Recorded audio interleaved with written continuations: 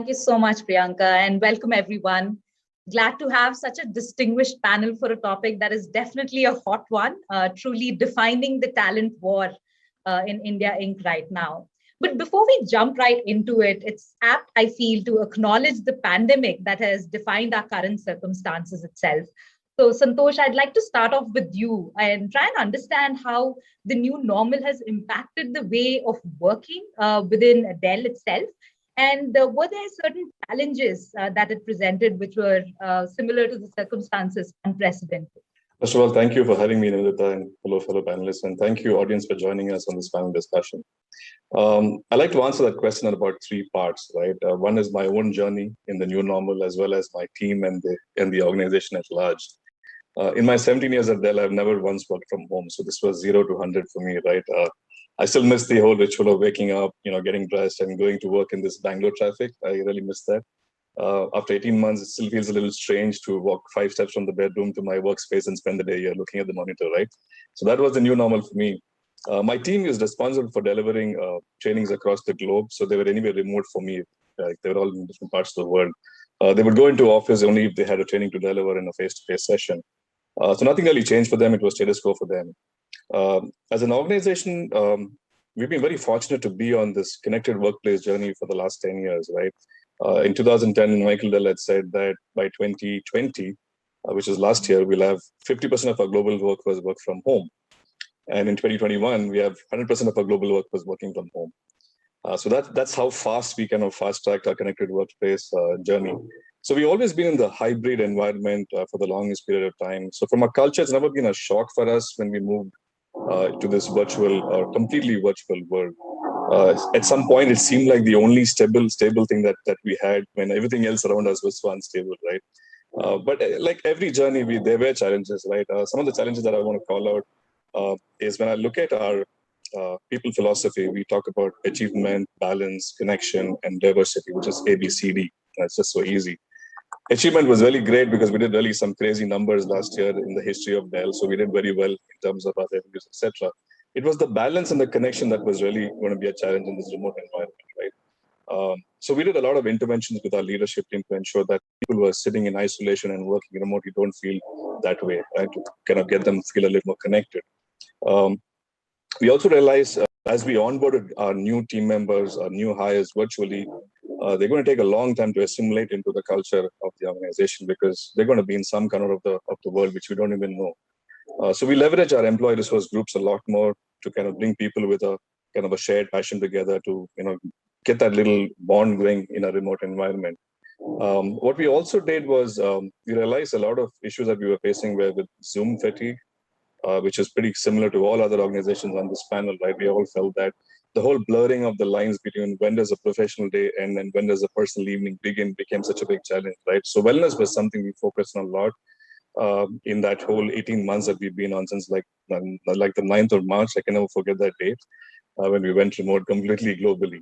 But it's a journey. I feel as we put out a few fires, we see some more new fires. So we're learning as we go along, trying to keep our nose a little ahead and trying to see how we can better this as a culture. That's my long answer to your short question, Anita. Thank you so much, Santosh. And I think you did cover quite a bit over there. And I'm sure most organizations have had a similar journey as well. But Amit, from you, what I'd like to understand in terms of this new unprecedented challenge that the pandemic put forth, were there certain short versus certain long-term impact? If you'd like to kind of, talk a little bit more about how you looked at these challenges. Thanks, Nivedita. I think, as Santosh said, the journey has been very similar. So for Swiss Re also, we had like a decade-old own the way you work practice, which actually created this seamless shift, right? I think for us, some of the topics that we actually had a refreshed view was, how are we looking at holistic talent journey? So how do you really apply the design thinking and look at the candidate, right? From the time when the person applies, so through the acquisition, to the development stage, through the engagement model that we actually apply as an organization, and how do we deploy digital adoption, right? And that has a implication both on the short term as well as on the long term. So if I take just the example of the acquisition, yes, so as an organization, we grew by 30 to 35% during the pandemic period. And when we talk about just the recruitment processes, they all became digital, omni-channel, and a number of tools enablement were actually embedded in the process, which not only benefited the recruitment team, but also, the hiring managers. And the focus was, how are we actually enhancing the candidate experience through the entire journey? So there were for example, the pre-engagement programs which were established, right? A buddy gets established right when the person gets selected till the time a person joins. So this is just an example more from an acquisition, but there will be a number of examples on the development as well as on the engagement side. And this is something, which I think many of the organizations are also transforming in terms of how are we looking at talent holistically. The other aspect, is, the cultural integration, inclusiveness focus, and the collaboration model. I think one thing which we all need to understand is during these virtual modes, candidates are actually joining a team. They get an experience with the manager, their team members, but they don't necessarily join an organization. The feel of the organization, the culture, the ethos, how do you bring that to the new employees? And that becomes extremely critical.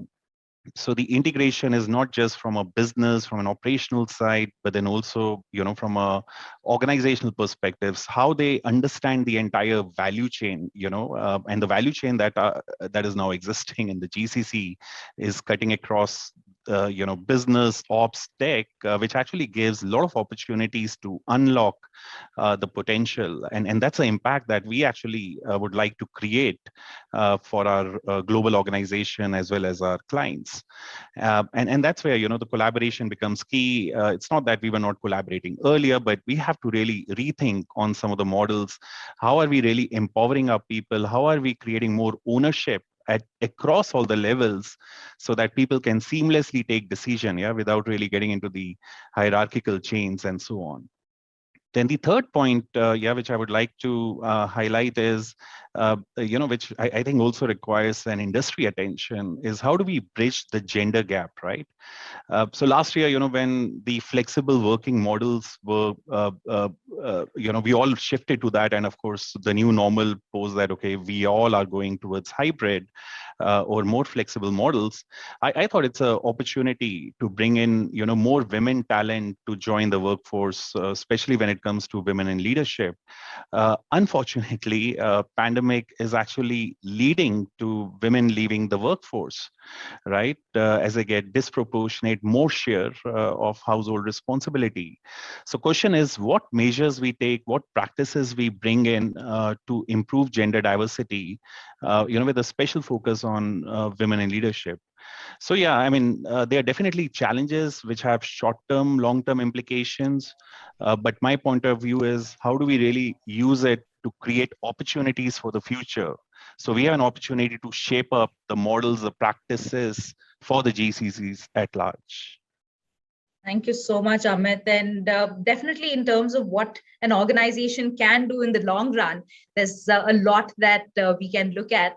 But Sudeep, for you, I have a question which is probably a little more immediate, keeping in mind the kind of market scenario that we're facing today. When we talk about certain retention goals, how is it that you're addressing it within your organization, probably in a more immediate basis? And I would probably also want to understand how you're looking at it specifically from a niche skill perspective, because the market is especially hot for that particular category. Sure. Thanks for that. And thanks for giving me the more controversial question. But I completely echo, first of all, what Amit spoke about, right? The journey that the organizations have had is very true. And now when you layer on top of that, the a tremendous activity across the talent ecosystem, across industries, a tremendous amount of hiring that's going on, which is great news at an aggregate level. But it also, as you've pointed out, means a lot of talent movement, a lot of, the word nowadays is offer shopping, a lot of offer shopping going on, and a lot of stuff like that, right? I think the most important thing is, in response to your question, is to not react, right? I think the important thing right now is to not panic, not react, but actually use this as a bit of a mirror and figure out what's going on behind the symptoms. So yes, there is a lot of frenetic activity going on. There's hiring going on. But people are also, why are they offer shopping? Like why do people have that kind of energy and inclination in the first place? Why are people leaving in certain pockets, right?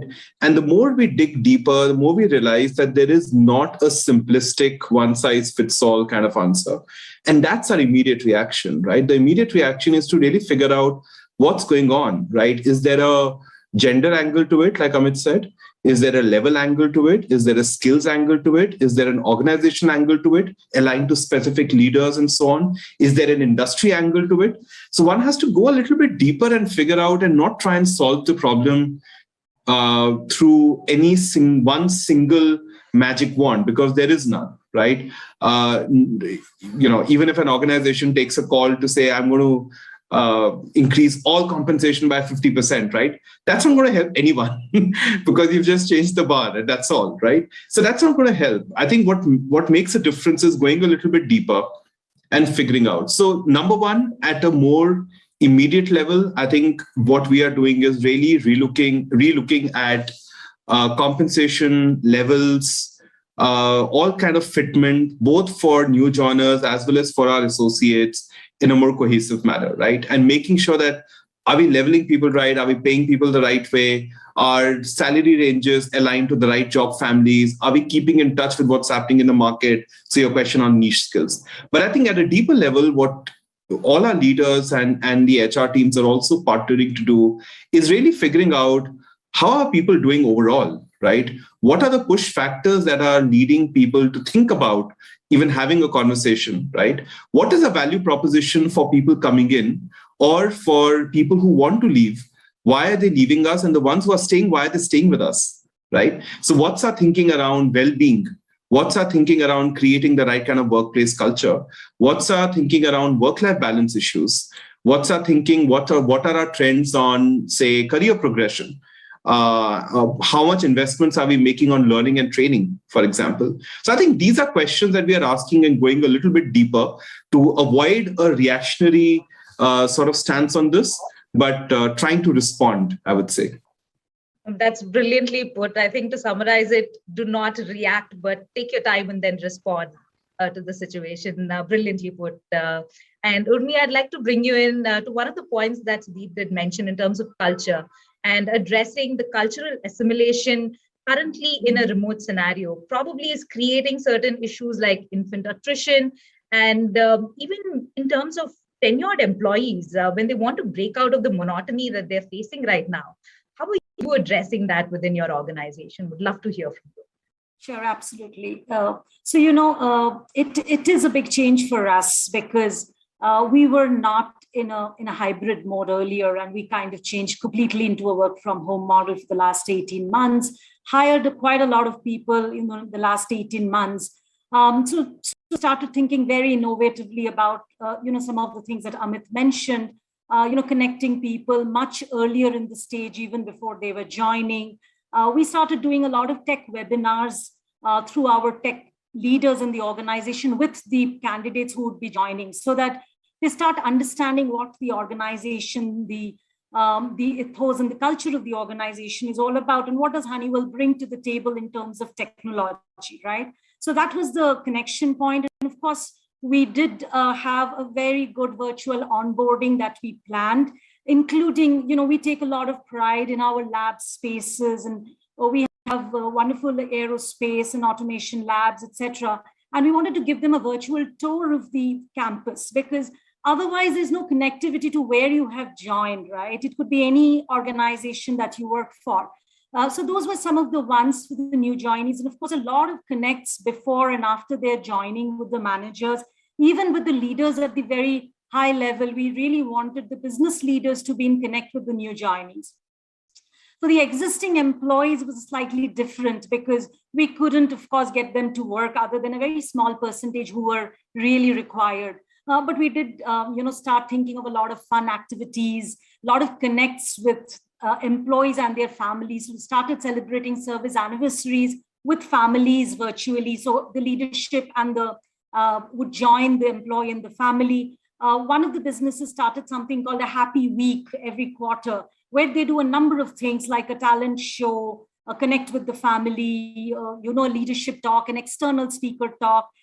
These would be small snippets, maybe each day of the week, but that just helps the people to come out of the monotony of a work from home. Thank you so much, Urmi. Some really unique practices there at Honeywell that you have going. I've been getting a few pings from my team here saying that I need to have a look at the time as well. So the next few questions, I would just request if we can go in for a 60 to 90 second kind of a timeline. My apologies. So I definitely try and want to get into the new age policies aspect of things, because when we talk about hybrid, we need to be able to do that. Santosh, I would definitely want you to come in and talk about how some of the new policies might, look like for talent development, reskilling, and upskilling in general. Super. I'll do the 90 minutes quick one. So when you activate a work from anywhere kind of model, then your learning organization has to follow suit by doing a learn from anywhere kind of model. So we had a digital platform that was existing with us already, which was not really being used so optimally. But in the last 18 months, we've seen a huge spike in that. We also created a gig workforce within the organization. So if you have a project that you want to kind of just put it out there and somebody has a skill. So get a sense of where we are in terms of what skills are available within the organization before we go out, what we call the opportunity marketplace, etc. The other thing that we did was completely move all our signature offerings, which were in-class programs, to virtual, so that we could continue to have the learning journey for our team members and not really stop it. We also created something called learning in the flow of work, which was more based on, the flavor of the season. If it's goal setting, then we have something like a small 90-minute session on goal setting.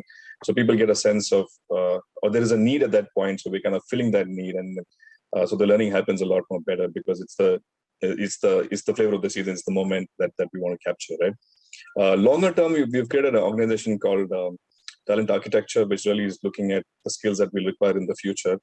We're trying to see what we have. So looking at scalability within the organization, looking at performance within the organization to see what do we have, what we need to buy, what we need to upscale, etc. That's a slightly more longer term kind of approach. We're a tech company, so we're trying to see as much as we can to leverage technology, right? That's what we want to do.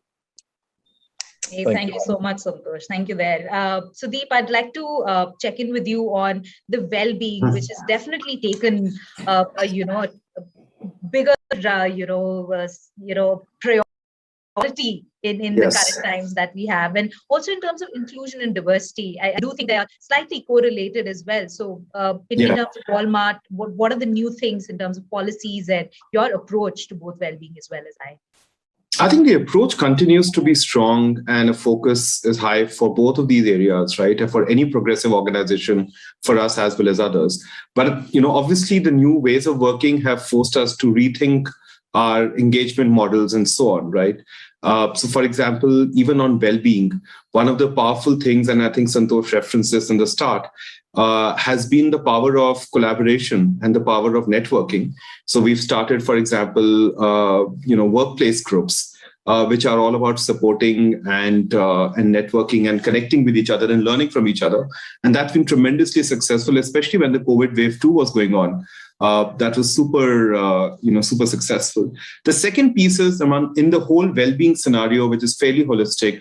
I think the one thing that a lot of us are recognizing more and more is that emotional health and mental well-being has come to the fore, right? And doing a lot of programs around it, having specialized counseling services, not the one-size-fits-all, but more specialized services, especially for associates and families who've gone through some really traumatic times. I think that kind of personalized effort has made a lot of difference. And the third piece is on leadership messaging.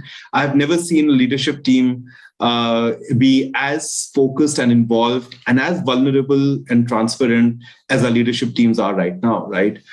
People are okay to talk about what they are going through. People are okay to check in and actually listen and respond and go beyond transactional conversations. I think that makes a huge amount of difference to the overall culture. And similarly on inclusion and diversity, I mean, we've continued the same focus on the same programs, but the element of collaboration actually lends, I would say, actually a pretty interesting air. We were very apprehensive at the start of the year, but as we went ahead, right, we saw increased amount of participation compared to pre-pandemic periods on a lot of our programs. Even simple things like when we did a musical evening with queer-themed groups around the Pride Month, right? That had huge engagement. The amount of signups we got for our resource groups was very, very high. And even starting to talk about more serious topics, right? What does inclusion mean when you're working in a virtual workplace? What does harassment mean when you're working in a virtual workplace? People seem to have the impression that if I'm working virtually or remotely, the code of conduct doesn't apply to you anymore. The modalities of harassment don't apply to you anymore. But the reality is inclusion and the flip side of it, which is non-inclusion or harassment, are equal realities even when you're working virtually. So we've had some interesting sessions to talk to this about this with our associates, and we've got a very positive response. So the focus remains the same. The engagement models really evolve, and we are seeing a lot of positive associate traction on it.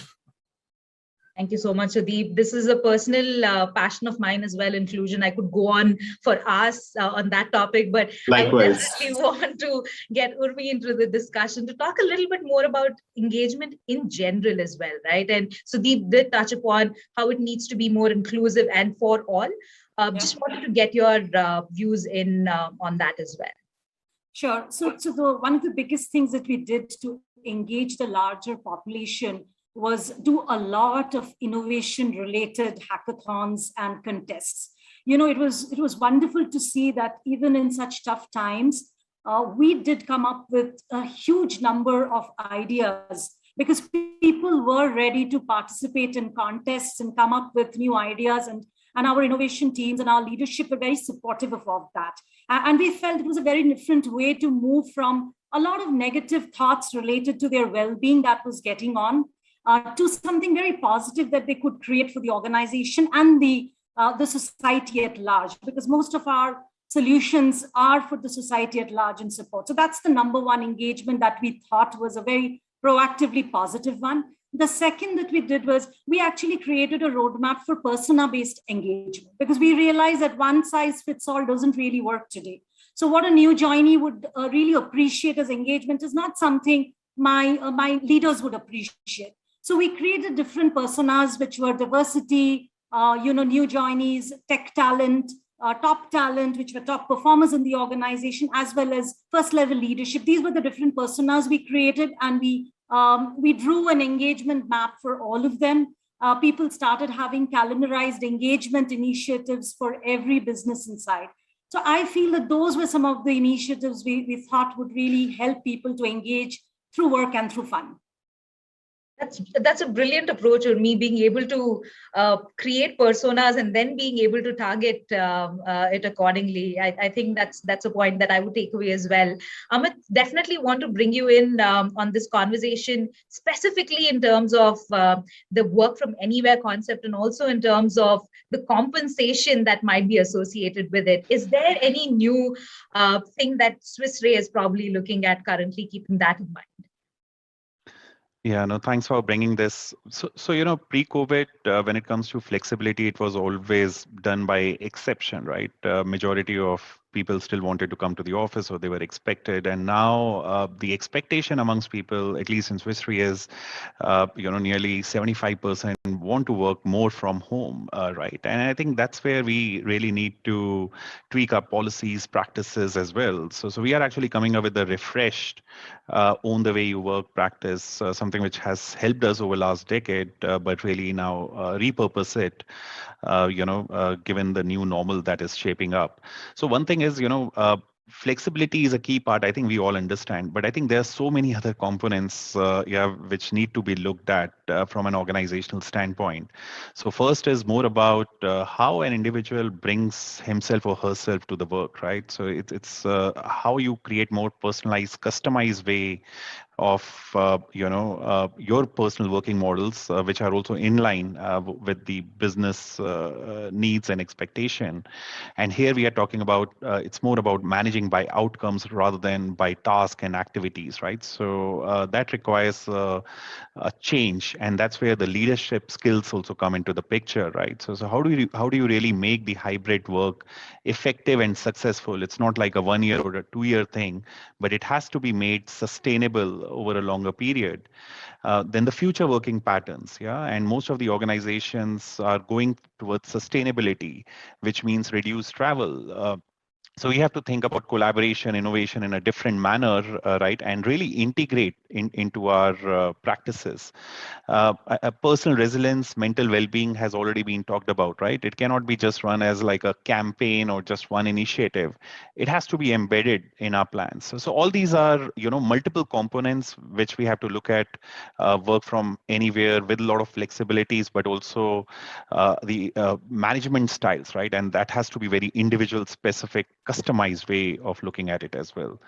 When it comes to compensation, Sudeep highlighted very clearly, right? So this is like a temporary spike, yeah, but we cannot just keep on increasing the salaries and make the organization attractive. It's not a sustainable model at all, right? And if people are just looking at only the monetary compensation, then it's a too transactional as a relationship between an employee and the organization. And one has to really look at long-term strategic and have a holistic view on the compensation, right, in terms of what is the value proposition of the organization, what are the holistic benefits, right? And now even the flexibility proposition which comes into the picture. So these are multiple dimensions, right? And we are, for example, 155-year-old organization, right? And we have seen multiple such upsides and downsides or different trends which shape up. And all we do is more to make the organization more sustainable, right? So these temporary spikes will come, but let's look at a bigger picture, a holistic picture here. Thank you so much, Amit. I think that there are a lot of questions that are coming in from the audience as well. And I would probably look at a couple of them in the interest of time. Just to the topic that you were addressing, Amit, right now, and any one of us here can take that. What steps do you think organizations can take to mitigate risks of talent from anywhere? The risk could be many, but if probably one of you all would like to, take it in terms of mitigation, certain steps that you would like to recommend. Sorry, I can take that, but I'm not sure if I understood the question. What do you mean by talent from anywhere? I didn't really get that. So basically, working from anywhere, there could be certain risks associated with it. So in terms of mitigating those risks, are there certain steps that you're taking already? If I think there are two parts to that question, honestly, and I'm sure one of my fellow panelists might have a more coherent answer than I do. But I feel that what Urmi and others have mentioned, which is that if you're constantly keeping a sense check of your engagement model, you are doing whatever methods you have, surveys or anything else to keep a sense check of how people are feeling and doing. I think that makes a huge difference irrespective of where you are, right? And avoid the one size fits all scenario. But the second piece also is we don't know what we don't know. And I think it's okay to admit that. Most organizations are in a learning phase right now, and we are seeing workforce models, location models change completely. So one can anticipate risks to a certain extent and mitigate them. But beyond that, right, talent from anywhere, for example, there are so many different counterpoints. I've had two different conversations with two different associates this week. One was vociferously arguing for it, saying how it improved flexibility and talent attraction. And one was vociferously arguing against it, saying that I'm in the early stages of my career. I need to be in office. I need to connect. I need to have relationships. I need to learn. So where are we going to finally land, and which risk will we address more? I think it's honestly, nobody can predict that right now. That I'm sure if someone else has a more coherent response, I'm sure they can share that. I actually have one other question, which I would definitely want to check in on as well. Are we seeing the new normal on compensation for entry skills as well? Is the salary correction across the globe, or is it just in India within your organizations? How will it essentially play out in terms of the cost competitiveness of India centers in general? So that's the question, if anyone from the panel would like to take that one. Yeah, so I can take that one. So I don't think this is right now an India-specific problem, because we do see this in various parts of the globe. I'm not saying across the globe, but in various parts of the globe, we see a similar challenge. And like some of my other co-panelists said, we do believe that it could be a temporary reaction to the way the market is behaving today. And we don't want to believe that there should be long-term strategies, just long-term strategies to mitigate it. There would be definitely some short-term measures we need to take. And again, that those measures have to be very holistic and just not comp-based measures. But we do see challenges across the globe, and everybody is trying to figure out that, again, like Sudeep was mentioning, what is it behind it? Is it specific skills, specific techs? Then we are ready to take action saying, okay, these specific skills are more in demand. Let's go ahead and make some changes or some corrections. But if it is across the board, you see a trend, then you start believing that it could be something more a temporary spike and would take its own course, like every time during any peaks and it would happen. So that's how I would say. Anybody else can also add on to it. Unfortunately, due to the paucity of time, we'll take the rest of the questions offline, but I would definitely like to thank all of you all for taking time out and answering some of these absolutely pressing questions that we are all in the HR fraternity and in the India GCC ecosystem talking about as well. Thank you once again, and back to you, Priyanka.